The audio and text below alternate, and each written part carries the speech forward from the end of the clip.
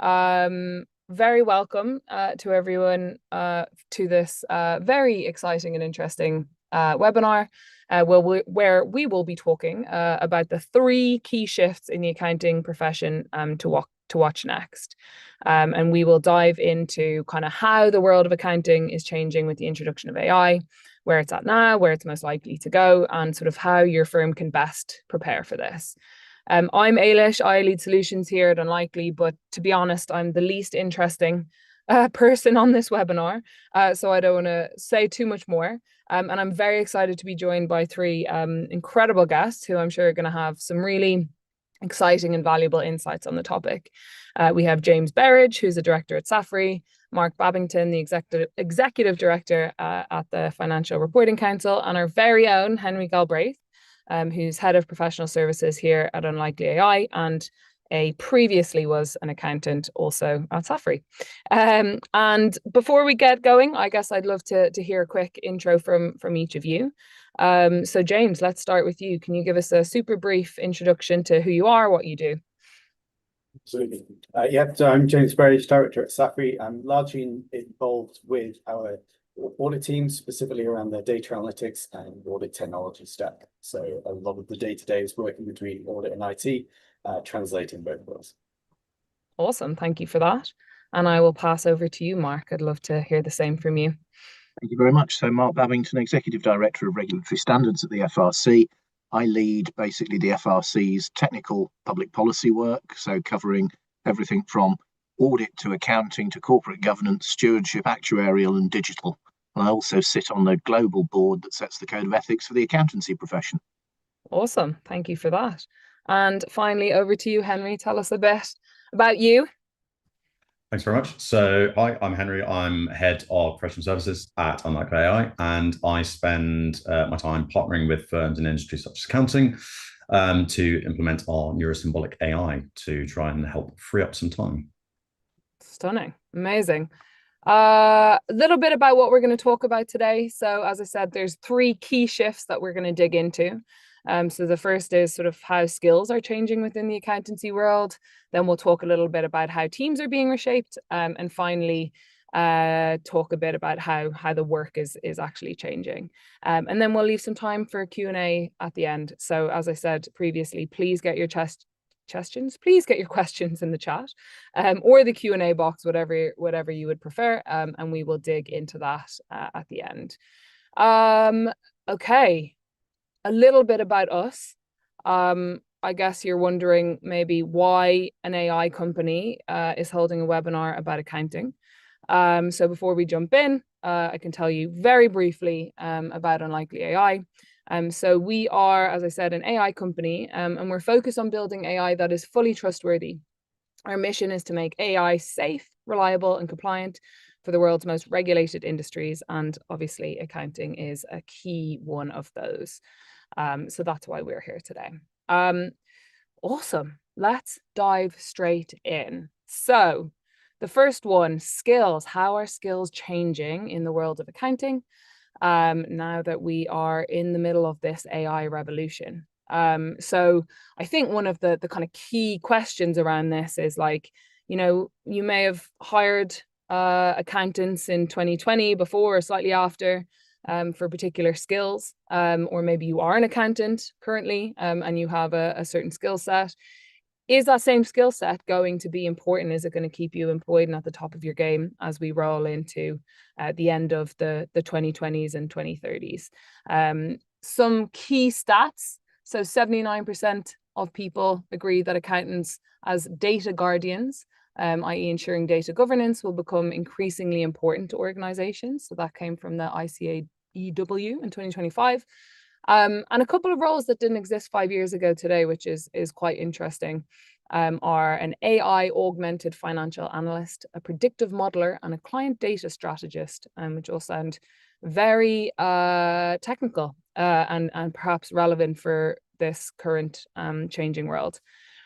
Enough from me. I'd love to dig into what you think about this, James. So I guess, what do you see as some of the key shifts that you're already kind of seeing in accountancy and at Saffery in general? So I think one of the main things is what what does it mean to be a sort of good accountant? And my hat is always going to be that of an auditor. What does a good auditor need today? And what did they need yesterday? What do they need tomorrow? And I think largely the core skills remain the same. So you need to be, you need to have knowledge of the area auditing naturally, but you need to remain sort of skeptical. You need to have sort of good interpersonal skills in order to query with the client professionally, challenge the client professionally. All of these things don't change, but the sort of secondary skills evolve over time. So once upon a time, you had to be excellent with a calculator and probably, the fountain pen. That moved on to Excel, paper files, moved on to sort of digital audit files. And then sort of 6 years ago, there was this big revolution of data analytics, and there was queries not unlike today. Do we need teams of data scientists involved so that we can run, high quality analytics on our audits? But the reality is some firms will have done that, and they've probably got great benefit from doing that. But the majority of firms, particularly sort of mid-tier and smaller, benefited when vendors produced really easy to use software that incorporated all the important bits of data analytics into it. And then what changed from an auditor standpoint was a slightly better comprehension of risk assessment of various factors. Those became the parameters that you feed into an otherwise easy to use bit of software. And you kind of bypass the data scientist. They were involved with producing the software, but as an end user, you didn't really need to understand the nuts and bolts perfectly. Someone at the firm needs to understand it, because otherwise Mark and his colleagues will take exception that you're just throwing stuff into a black box, but not everyone needs to understand it. And I think in this sort of role, in this time where AI is starting to actually, it's very much here already, isn't it? The same will happen again. There are bigger firms that have huge amounts of development in AI, and they will benefit from being the leaders on that front. And I think a lot of firms are waiting, hoping that the AI is built into the vendor's tools effectively seamlessly, and we may have to again improve our skills in that sort of secondary risk assessment and feeding tools. But the outputs are still going to come down to those core skills, which is having that sort of skepticism around what you see, increasingly important when AI is automating more and more. It's going to be able to take that information and relay it to a client such they understand, but then challenge the client when they're like, oh no, I don't believe that. So I think the core skills remain the same, but it's the sort of secondary skills that go around that which evolve with time. Yeah, awesome. Really interesting point. I suppose in that sense, there's maybe an upskilling from a tech perspective and becoming comfortable with new software and stuff like that. But as you said, core skills sort of remaining the same. And I think, one of the key things that jumps out of me as you talk about that is this idea of, I guess, how work will be impacted, but I know we'll kind of dive into that later, so I'll hold off for now. I suppose just one slightly tongue-in-cheek questions from me based on that is, do you think accountants will ever leave Excel behind? Absolutely not. No. Excel is, much to some people's belief, Excel has grown massively. You can now run Python code in Excel. So with the help of Copilot, ChatGPT, insert name of favorite LLM here, you can ask it, run me a predictive model of my sales for the next 12 months. And you just copy and paste your code, drop it in, and Excel's now giving you a Serimax predictive model for the next 12 months. And that's fine. You've got what you wanted, and that's brilliant. The difficulty comes if you're trying to monetize that for clients, because unless you know what a Serimax model is and you understand all the parameters you can put in there, you're really playing with fire. And that's when, if you're trying to play with that stuff a lot, you need someone who really understands it. So yeah, yes, we can do stuff now that we don't understand, which is almost that's a new problem to have. Previously, if you couldn't do it, you couldn't do it. Whereas now anyone can produce a machine learning predictive model, but not everyone understands it. And AI can help you understand it, granted. But yeah, so new risks being born, but Excel is keeping up. So I use Excel all the time. I think it's great. It has its limitations, and it's about being aware of those and moving off when you got those problems. Yeah, absolutely. I think that is generally a danger with AI, right? Like it opens us up to abilities that we never had before. And therefore that's both very powerful, but also has serious risks. And I guess on that one for you, Mark, um, as James kind of mentioned, you have the idea of maybe larger firms bringing in teams of data scientists and sort of other skill sets to build out these kind of models or tech or whatever in-house, and then kind of as James was saying, where you have the other side, which is just like software, which is designed for kind of specific tasks that companies can employ. I suppose from like a regulator's point of view, is there any difference or preference, or how do you guys think about these kind of slightly different avenues to incorporating AI into what you do? Well, the fundamental reason as to why you'd engage an accountant or auditor is because you want to tap into their professional judgment.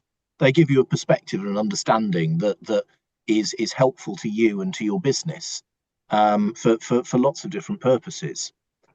But this is about how you can refine those judgments and make them better and make them more reliable, because this is something that gives you the power to be able to analyze and assess and evaluate a much greater population of data and information than you've ever been able to before. So, in a sense, it's the difference between you reading a book and having a perspective and you being able to digest the entire library of books and being, much more informed as a result of it. So that's one of the things. It's actually helping the accountant make better judgments on the back of a better risk assessment or better information. But the other thing that's really critical in this is that, you can't treat data, you can't treat AI, you can't treat technology just as a black box that you don't understand, because ultimately you're still accountable for it. So therefore, you need to have enough understanding to be able to explain how your process has worked, what your AI has done in terms of the analysis that it's done, or the model that you've used it to build, or whatever else. And you've still got to be able to show that your judgment is based on, proper, robust evidence and information. And I think that's both a challenge for accountants, and it's a challenge for those of us who regulate accountants as well, because we need to have the understanding in order to be able to help the profession leverage this new technology and this ability to be able to deliver high quality, consistent work and, embrace the benefits that technology brings. Yeah, absolutely. And I mean, that brings me to kind of another question is like, how are you approaching that challenge as a regulator, in terms of like encouraging innovation and getting the benefits, as you said, of the knowledge and access to that knowledge, but without kind of, I suppose, potentially weakening public trust or weakening kind of the idea of the robustness and sort of reliability of accountancy work. Well, I think the really important thing is that you can't sort of start by boiling the ocean. And actually, we've gone through a process where we started to develop the first pieces of a pipeline of guidance that's there to support accountants and auditors. And we're thinking very carefully about what pieces do we pick off first. So one of the first things that we've done is actually looking at the different use cases that accountants and auditors will go through to determine how to bring this technology into their work. And I think rather than, taking everything at once, it's saying, well, what are the things that will be most helpful to me in improving the quality and robustness of my work, and also being able to give me a greater certainty and a greater understanding of some of the things that I'm looking at. So I think at this stage, taking it in bite-sized chunks is really important, because I think if you try and do everything at once, you will take the fast learners with you, but you won't necessarily bring everyone along. And one of the benefits about the use of AI in this profession is the ability to move the profession as a whole forwards. And I say that as someone who's still hanging on to his fountain pen, James. Love that. Yeah, no, makes total sense, and I think really helpful way to look at it. And there's definitely a temptation to kind of do everything all at once, but as you said, if you can take sort of the next right step and sort of build on top of that, you probably have a much better chance of getting good results and bringing everyone along for the ride. I suppose before we move to the next shift, I'd love to dig into to your thoughts, Henry, because as someone who started accountancy kind of at a similar-ish time, only kind of briefly before the release of Gen AI, I guess I'd love to know, how that impacted how you and your peers sort of started to think about your career and the skills you were picking up and learning, and yeah, the general experience of that. Yeah, sure. So I started my career. It was a few years before Gen AI really became mainstream. So to start off with, I didn't really have that much knowledge around it beyond sort of what I read in the news. But through exposure and using it a bit more in my personal and professional life, I started to see the potential that it had. But was still very much aware around sort of the issues of hallucination with AI, and that it couldn't fully be trusted. So I was always sort of moderately skeptical. Then I came across Unlikely and the work that was being done here around trustworthy AI, and it did make me reconsider my career a bit and where I thought the profession was heading as a whole. And I really wanted to be part of the drive to help free up like accountants' time, so they sort of focus on more interesting and value-adding areas of work, rather than sort of the sort of more mundane rote, potentially sort of ticking and bashing of invoices, that sort of thing. And from talking to sort of a number of colleagues and people in industry at industry events, there does seem to be this appetite to really get involved and upskill in AI. So that's both within practice and within industry. And I've heard from people about this, them adopting it sort of wholeheartedly. And I think that creates sort of great opportunities for accountants, both within practice and within industry, sort of help build a portfolio. I think it was alluded to earlier, a portfolio of sort of transferable skills that will remain relevant as the profession continues to develop, because the profession in 20 years' time will not be the same as it is today, just as it it's not the same today as it was 20 years ago. And yeah, I think that's just sort of a really exciting space to be in. Awesome. Yeah, makes total sense, and glad that the kind of younger generation of accountants are excited about the changes. I think that's actually really important. Awesome. Keen to move things along to shift number 2, which is about the sort of talent migration. So talent is moving around in accountancy, and there, according to the ACCA, there are multiple sort of reasons why. 62% expect to move roles within 2 years. 58% say their next move will be sort of outside of their organization. 52% view accountancy as a springboard and not necessarily a destination. Now, my question, and I think, I'd be curious to know what you guys think. And maybe I'll start with you, Henry. How does this kind of align with your experience? You left an accounting firm to come to an AI company. How much of a role did you've kind of talked about it there, the advent of AI kind of played a part in that, but also, is that quite a typical journey for an accountant? I get the sense it might not be totally unusual that accountants would maybe start in accountancy with the idea of kind of moving elsewhere. So curious to know, how if that aligns with your experience and maybe that of your peers.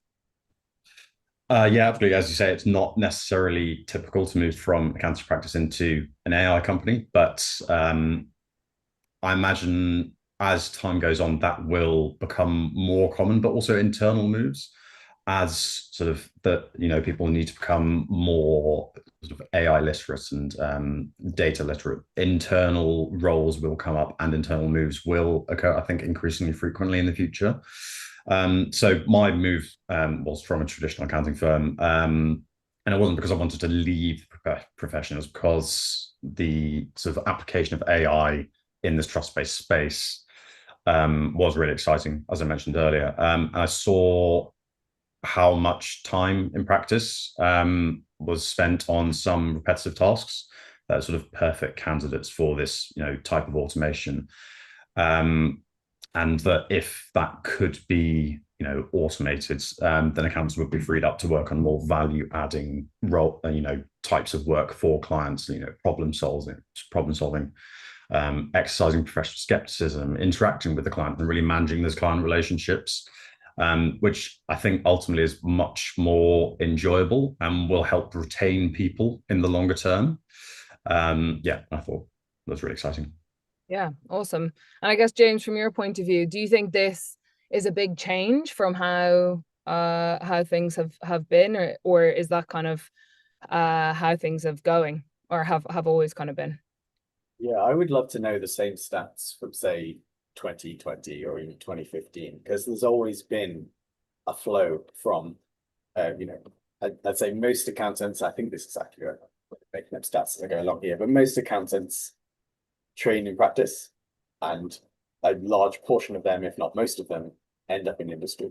There are, of course, accountants that train in industry, typically at much larger businesses. So there is that route too, but there's a large flow from auditors into industry. And the audit firms traditionally have needed that because, particularly as you go up to the largest audit firms, you need hundreds of people to audit a bank in the old-fashioned ticky-bashy way. And yet you don't need that many managers, and you certainly don't need that many partners. So you rely on people moving on. And that benefits industry, of course, because then you get to have people who have already been trained up, who have seen other businesses, and it kind of works. Hence that training model has been there for probably hundreds of years. That has that changed because of AI yet? I don't know. The media would have you believe that certainly in the States, they have a real issue with like people leaving the accountancy profession as a whole. At least that's what the media tells me. And I think that's not just moving from practice into industry. I think that's just like leaving, like outright leaving. But I think the impression I've got from speaking to peers at other firms as well is it is not as easy as it used to be to get really top quality candidates through the door. There is less appeal today, but I don't think we're having a problem yet, because the technology has moved on in the last sort of 5 years that we can do more work with less people. For every person, with the tools they have, they can get through more. We're certainly not replacing people with technology. The technology is not that good yet. And I say yet provocatively. Of course, I'm sure it will get an awful lot better, but in the sort of near term, we're enabling a single person to do lots more, but they're still the orchestrator of what's happening. So I do think it's a shame if people are put off from going into accountancy, and there have been media reports of prominent people saying, "Oh yeah, I wouldn't do accountancy because it's tech." It's like, that's not helping anyone. No. Because no one has been replaced by tech yet, apart from potentially bookkeepers years ago. But yeah, like taking an audit example, the tech is helping us do what we need to do with less people. And as the FRC layer on more and more requirements of an audit, the tech is growing such that we can just about manage that with similar sized teams, with maybe budgets have to be increased, because the tech isn't cheap either. Sometimes I think there's an expectation that if you automate an auditor's work, you can do it for less money. But the time you've saved the auditor, you're still paying their salary. They're doing some other work potentially, but you're just making up for that by paying for a technology. So instead of hiring, 200 people, you hire 50 people, but you pay for 50 people in the technology cost. I'm making up examples here, but it gives you a sense of how things are moving. So sometimes the outside perception doesn't align with the internal one. I'd love to know what these stats were 10 years ago. I suspect I hope it's not too much. Yeah, we'll have to dig into that and make sure we share it afterwards, because I think that's a very interesting point. I suppose I'd like to dive into one bit that you said there, James, around kind of the concern of still kind of like finding and getting that kind of great talent through the doors, given this message in the media. Is there like, what are you guys, or what are you guys doing? Are you kind of, am I seeing any trends? Is there anything that you're employing at Saffery to try and counter that and make sure you're still attracting people? Or what's the general thought around that? I think a lot of the issue in terms of attracting the top talent into the accounting space is perception that it is ticky bashing, as Henry put it. And actually, and to be fair, I don't know. I think we probably are doing this internally, but I know other firms are doing similar, which is when people are interested in your role, and whether that's at a careers fair or first round interview, that sort of thing, is I do think we need to shout as an industry more about the tech we are using, because increasingly, what we're doing in probably even 3 years' time is not going to be the same as what Henry did a couple of years ago. I think even Henry, by the time he left, his peers coming into the firm were already doing stuff very differently to how he did it. Certainly compared to how I did it and Mark did it, who's Phantom Pen. It's changed loads already, and we need to show people that it's changed, and it's not the ticky bashy job that it used to be. And increasingly the tech is allowing that judgment piece to become more prominent. And no doubt, as the tech improves, that shift is going to become even more significant. So hopefully, in time we can show people who are considering the profession that it's a real value add thing, for banks, for investors, all that sort of stuff, as opposed to just grunt work and long hours and looking at lots of invoices. Yeah, I think that's a great point. And to your point, like if you are upskilling in sort of using this software and understanding how that can impact and change work, that's a huge win, right? And a huge value add, and definitely hopefully sort of counters that narrative a bit. And Mark, I guess I'd love to know, like, is this something that regulators kind of care about and think about in terms of talent and kind of keeping that people coming through the door at accounting firms, or is that not something that crosses the minds of regulators? No, it's a very live issue for regulators, not just in the UK, but globally. It's really important that we have a sustainable accountancy profession that remains relevant, and it remains, fit for purpose and fit for the future. So that is fundamentally an issue for us. I actually think in the UK we've got a really good story to tell, because a few years ago we opened up routes to qualification for accountants for school leavers. So one of the issues in the US is it's a much more academic sort of type of qualification and process. But I think, although AI is new and it's developing at pace, the work of an accountant or the work of an auditor has always been about assembling teams of various different skills. I can remember when I first became a regulator, reading the audit report on HSBC, which is our biggest audit. And it started off with the auditor saying how they had made their firm independent to undertake the work, and how they used their team of 3,000 working in however many jurisdictions they worked in. So you've always needed valuation specialists, financial instrument specialists. You work in engineering audits or oil and gas or nuclear, you're going to need engineers and different skills. And, AI is adding to the skills base of an audit team to make it relevant and fit for purpose now. So it's not the case of it's certain things become less relevant and certain things more. It's the fact that you are bringing additional skills into your teams that are critical enablers to allow them to do high quality work. And I do hear that one of the things that younger people coming into the profession are attracted by is variety. So the ability to be able to work with technology and AI is something attracting people. The same as for different groups of people, it might be sustainability within corporate reporting and audit. So, I'm a very strong believer in the fact that, things don't remain static. Things always continue to develop and reflect the fact that, you know, we will work in different ways. But this is bringing a new skill set and adding a string to your bow when you do the work. And this is just a different variant of that. But it's part of forming an effective and cohesive and skilled team. Yeah, awesome. I think that's some really good points in there. And I think, I mean, I guess both James and Mark, you guys are kind of both talking about that idea of like, this is an exciting time in accountancy, actually not a time to be scared of kind of getting into that field and all of the new things you can learn, rather than feeling like you might not get an opportunity to get the learning that previous generations had maybe. Conscious of time, and I want to leave some time for questions at the end. So moving on to the final shift.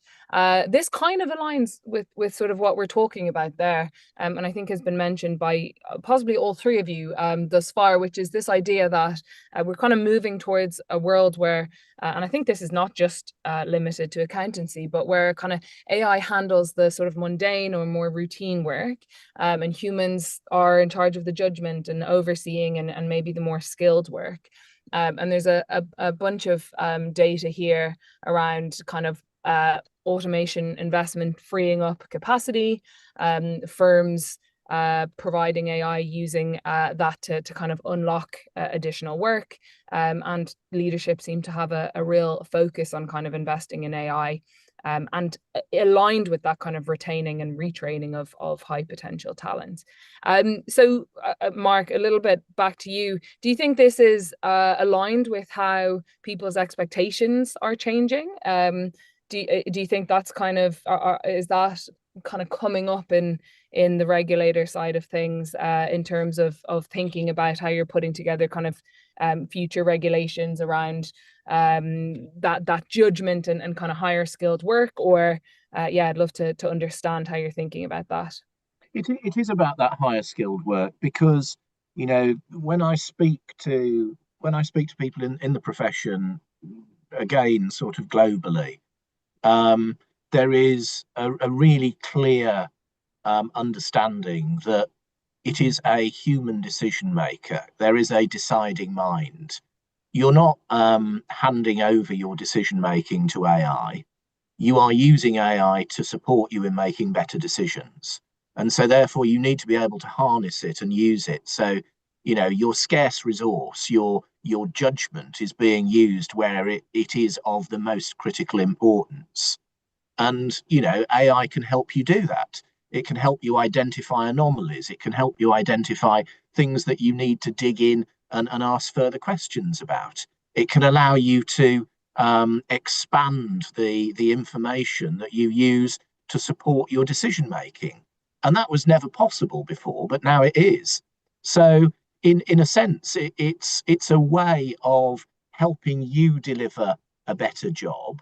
And it's a way of, you know, dealing with routine but necessary stuff that is part of the work that all of us will have done at some stage in our careers, and focusing on some of the things that are the most challenging and, as a result, the most rewarding.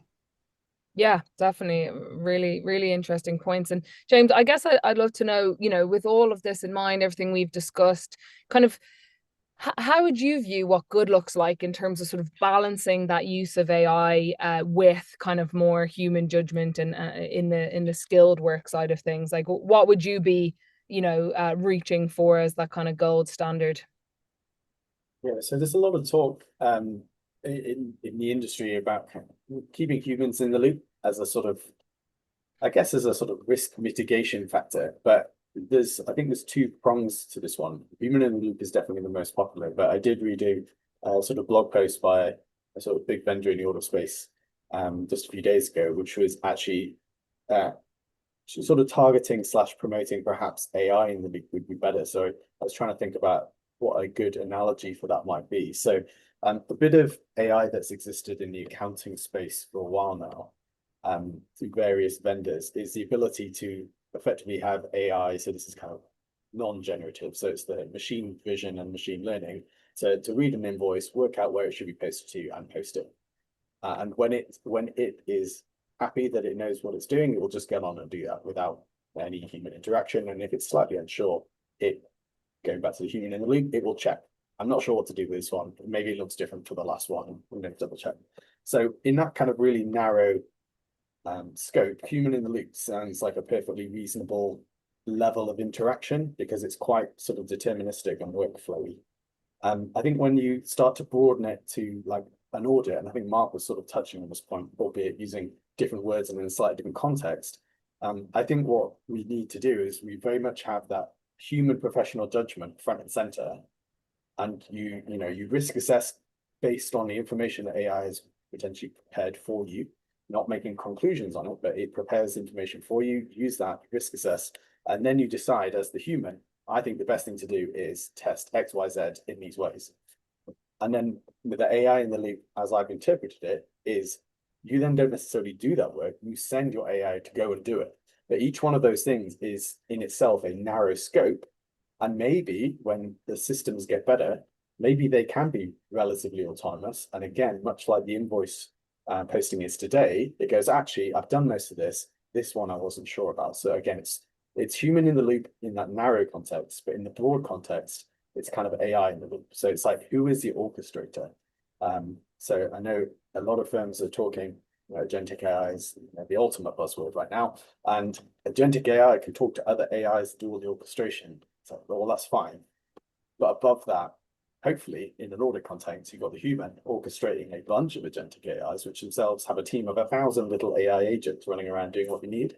But to Mark's point, we need that. It's that professional judgment, whether that's at a relatively junior level in the human team up to your audit RI at the top.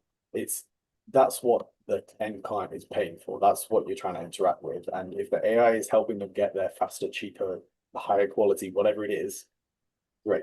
The second AI is starting to do it for you and checking back, it introduces loads of possible risk. I won't get into that. That's a whole other conversation. But yeah, the human orchestrator is, I think, where it needs to end up. Yeah, awesome. And to be honest, I think that is the general vibe and the general gist in any kind of use of AI, particularly in any sort of regulated industry. Very keen to crack on because we've got some great questions that I want to pass through. Before I do that, I have been instructed to say a little bit about UnlikelyAI's unchecked product for disclosure checklist. So I will keep it brief. But ultimately, we have a product that automates the disclosure checklist process using neurosymbolic AI technology. And it generates answers kind of in seconds that are fully accurate, always consistent, and that have a full explanation record traced back to the regulations for every answer given. Very human in the loop relevant to your point, James. We keep humans in the loop at every stage. But allows accountants to kind of complete checklists in minutes rather than hours and days, and shift the bulk of that disclosure work to kind of reviewing rather than the ticky box or whatever Henry said. I can't remember. So yeah, if anyone is interested in finding out more, please feel free to reach out. And then finally, we have another webinar coming up on the 16th of December with two of the smartest people I know, Callum and Matt at UnlikelyAI, talking about explainable AI in practice. So I think that will be a brilliant webinar, and I think you'll get an email if you've attended about how to sign up for that. Moving on to questions. I have a brilliant one here from Gareth Taylor. He says, how do you ensure AI adoption doesn't de-skill junior staff who traditionally learn finance through manual activities? These staff would historically be your succession pipeline for future roles. I'd love to pass that one to you, James, if you have thoughts on it. Yes, there is definitely a risk that if AI does the work, which is, I guess, the point of the question. However, we introduced Excel, we've introduced calculators a long time ago, and yet the maths we're doing in universities now, admittedly with AI help probably as well, is way more complicated than it was before the introduction of tools that help you do the job. So as long as we're teaching in the right way and allowing teams, individuals enough time to learn what they need to learn, I don't see it as being an issue. I don't think take, for example, I use Copilot quite a lot to help write M-code Power Query or VBA for Excel macros. I had a base knowledge of those things anyway, but I'm able to get to my endpoint faster. And sometimes it'll write something I don't understand. And I can ask the AI, what did you do here and why? And it will give me this beautiful explanation in a couple of seconds, which I can understand, and I've now learned something. Only because I've gone and asked it to explain it. I could have just copied and pasted that code, check it actually gave me about the right result I was expecting, and ignored it. And so it kind of comes back on the individual then. AI can make you work faster, fine. AI is not going to make you remember and learn. You kind of need to do that yourself. And I think when AI is pervasive enough, we might have to change how we train people. There's a certain amount of muscle memory involved with doing T accounts, doing invoice checking, and you do it for so long, it's ingrained in your DNA why you're doing it and what that means for the wider audit.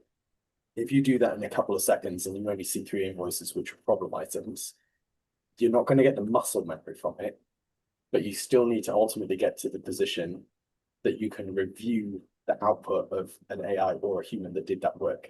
Going back to the point I made in one of the earlier bits is anyone now can produce predictive modeling in Excel, but unless you can understand it, you can't check it.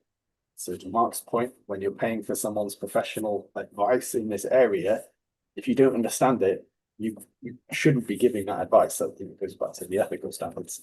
Do you have the confidence to do it? So yes, it may be that we have to change in the future how people learn, but they ultimately have to know what they know today anyway, because otherwise they shouldn't be in a position where they're reviewing outputs of more junior staff or an AI tool.